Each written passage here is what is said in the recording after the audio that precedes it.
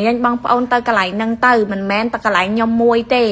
មកទីក្រុងភ្នំពេញនេះមានច្រើនបងប្អូនចង់បងប្អូនស្គាល់ជាងណាដែលគាត់មានជំនាញបងប្អូនទៅកន្លែងគាត់ទៅឲ្យតែបងប្អូនទាំងអស់គ្នាគាត់មានទំនុកចិត្តគាត់ទុកចិត្តនៅស្នាដៃជាងដែលគាត់កំពុងតែធ្វើឲ្យហូតបញ្ញាប់ធ្វើភ្លាមយកតែម្ដងបងប្អូនអើយនេះកន្លែងនេះបងប្អូនអើយកុំប្រព្រឹត្តភ្នែកឲ្យសោះទាញមកម្ដុំឡងភ្លុតអូយគ្មាននៅសល់របៀបថាគ្មានសាច់អីនៅជាប់ជើងកញ្ចក់អីសំបីមិនតិចឡងប្រហោងធ្លុងហ្មងអូយ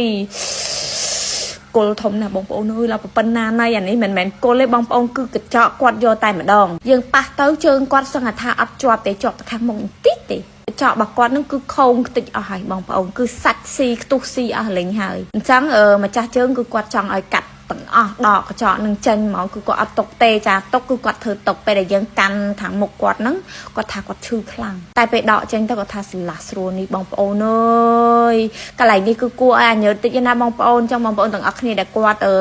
ខ្លាចចាក៏មើលបងប្អូនបើអត់ខ្លាចទេក៏មើលទៅបងប្អូនហើយសម្រាប់ចឹងនេះគឺខ្ញុំកាត់ទាំងអស់ដកចេញតែម្ដងអត់មានសល់កញ្ចក់ទេចឹងខ្ញុំសូម slash វីដេអូតែប៉ុណ្្នឹងណាបងប្អូនខ្ញុំអត់ដាក់ឲ្យវែងទេព្រោះដោយសារយើងកាត់តិចទៀតវាកាន់តែញើតទៅខ្លាំងទៅអញ្ចឹងណាចាហើយបើគ្រប់ត្រការចេញតិចក្រាញ់ការកាត់តិចក្រាញ់របស់ម៉ាក់បេឡាកុំភ្លេចជួយ copy link like comment follow ឲ្យម៉ាក់បេឡាម្នាក់មួយផងណាបងប្អូនហើយបើបងប្អូនទាំងអស់គ្នាដែលគាត់ចង់មកបងប្អូនអាចមកបានទីតាំងនៅខាងសាស្ត្រស្ទឹងមានជ័យថ្មីលេខទូរស័ព្ទ093 607 897ចាអរគុណ